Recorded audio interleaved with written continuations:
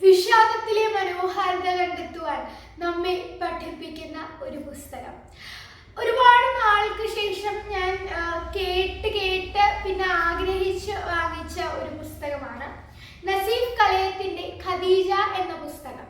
അപ്പോൾ ഈ ഒരു പുസ്തകം, ഈ പുസ്തകത്തിന്റെ തീം എന്താണെന്ന് പറഞ്ഞാൽ ഇതൊരു ബ്യൂട്ടിഫുൾ ലവ് സ്റ്റോറി എന്ന് പറയാം, ഒരു സ്നേഹത്തിന്റെ കഥ എന്ന് പറയാം, ഒരു പ്രണയത്തിന്റെ കഥ എന്ന് പറയാം. ഇതിലെ പ്രധാന കഥാപാത്രം നമുക്ക് അറിയാവുന്നതുപോലെ ഖദീജ തന്നെയാണ്. ഖദീജയുടെ ഭർത്താവാണ് അബൂബക്കർ. അബൂബക്കറിന്റെ ഒരു ക്രഷ് എന്നൊക്കെ തന്നെ പറയാം, അല്ലെങ്കിൽ ബാല്യകാലത്തിലെ ഒരു കളിക്കൂട്ടുകാരിയൊക്കെ ആയിരുന്നു ആയിഷ. ആയിഷയുടെ മരണ വാർത്തയാണ് നമ്മുടെ ആ ഒരു ഫസ്റ്റ് തന്നെ ഇതിൽ പറയുന്നത്.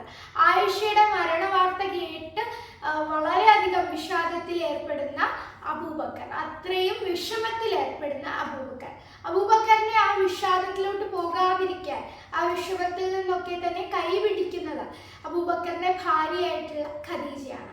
ഇവർ രണ്ടുപേരും സത്യം പറഞ്ഞാൽ ഭയങ്കര ഗ്രീൻ ഫ്ലാഗ് ആയിട്ടുള്ള ആൾക്കാരാണ്. എന്താന്ന് പറഞ്ഞാല് പരസ്പരം വളരെയധികം ഓപ്പൺ ആയിട്ട് സംസാരിക്കുകയും അണ്ടർസ്റ്റാൻഡ് ചെയ്യുകയും ഒക്കെ ചെയ്യുന്ന രണ്ട് വ്യക്തികളാണ് ഖദീജയും അബൂബക്കറും. അപ്പോൾ അതുകൊണ്ടൊക്കെ തന്നെ ഇത് വളരെ ബ്യൂട്ടിഫുൾ ആയിട്ടുള്ള ഒരു സ്റ്റോറി കൂടിയാണ്.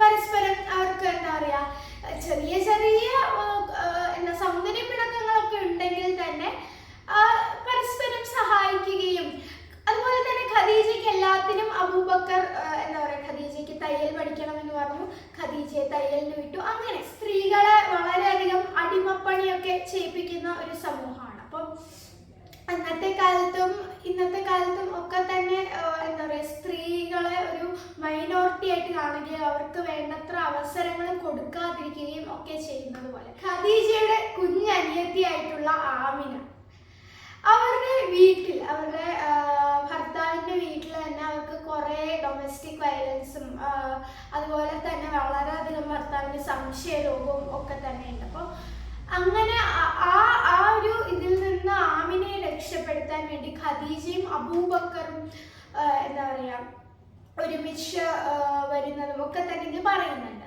അതുപോലെ തന്നെ ഈ ഖദീജയുടെ ഒരു കൂട്ടുകാരി, അവരുടെയൊക്കെ അവസ്ഥ. അപ്പോൾ ഖദീജ തന്നെ ആലോചിക്കുകയാണ് ഈ അബൂബക്കറിനെ ഭർത്താവായിട്ട് കിട്ടിയത് അവർക്ക് എത്ര വലിയൊരു അനുഗ്രഹമാണെന്നൊക്കെ തന്നെ. അപ്പോൾ ഇവർ തമ്മിലുള്ള ഓപ്പൺ ആയിട്ടുള്ള കോൺവേഴ്സേഷൻസും ഒക്കെ തന്നെ. അങ്ങനെ ഇവരുടെ സുന്ദരമായ ജീവിതത്തിലേക്ക് ഇവർക്കൊരു കുട്ടി ജനിക്കുകയാണ്. കാരണം ഒരുപാട് നാളുകൾ ഇവർക്ക് കുട്ടികളൊന്നും ഇല്ലായിരുന്നു. പിന്നെ അവർക്കൊരു കുട്ടി ജനിക്കുകയാണ്. അപ്പൊ അങ്ങനെ അവർ വളരെ ഇപ്പോൾ എന്താ പറയാ, ഈ അബൂബക്കറിന് ആദ്യമൊക്കെ ബിസിനസ്സിലൊക്കെ ഭയങ്കര ഡൗൺഫോൾ വന്നിട്ടുണ്ട്. അങ്ങനെ അവരുടെ ഒരു ഉയർത്തെഴുന്നേൽപ്പിന്റെ സമയമായിരുന്നു. എന്നാൽ അവസാനം ആകുമ്പോൾ ശരിക്കും വായനക്കാരന്റെ മനസ്സിനെ പിടിച്ചുലയ്ക്കുന്ന ഒരു കഥ തന്നെയാണ്. പക്ഷേ അതിലെ ആ ഒരു വിഷാദത്തിലും നമുക്ക് അവരുടെ പ്രണയത്തിന്റെ മനോഹാരിത കാണാൻ സാധിക്കും എന്നത് തന്നെയാണ്. അപ്പോൾ എന്തൊക്കെ തന്നെയായാലും ഇത് എഴുതിയിട്ടുണ്ട്. ഇവിടെ 1,00,000-ലധികം കോപ്പികൾ വിറ്റഴിഞ്ഞ ഒരു പുസ്തകമാണ്. അപ്പോൾ ഇത് ഞാൻ വാങ്ങിച്ചത് ഈ അടുത്ത് ലുലു മോൾ ക്രോസ് വേർഡിൽ പോയപ്പോൾ അവിടെ നിന്ന് വാങ്ങിച്ചൊരു ബുക്കാണ്. അപ്പോൾ എനിക്ക് എന്താ പറയുക, ഒരുപാട് കേട്ടിട്ടുണ്ട് ഈ ഒരു പുസ്തകത്തെ പറ്റി. പല കൂട്ടുകാരും ഇതിനെക്കുറിച്ച് നല്ല അഭിപ്രായങ്ങൾ പറഞ്ഞിട്ടുണ്ട്, വായിച്ചിട്ടുണ്ട് എന്നൊക്കെ പറഞ്ഞിട്ടുണ്ട്. അപ്പോൾ അങ്ങനെ ആഗ്രഹിച്ച് വാങ്ങിച്ച ഒരു പുസ്തകം തന്നെയാണ്. അപ്പോൾ എന്തായാലും വളരെ മനോഹരമായിട്ടുള്ള ഒരു പുസ്തകം. ഇതിൻ്റെ 17ാം പതിപ്പാണ് എൻ്റെ കയ്യിലുള്ളത്. എല്ലാവർക്കും ഞാൻ റെക്കമെൻഡ് ചെയ്യുന്നു.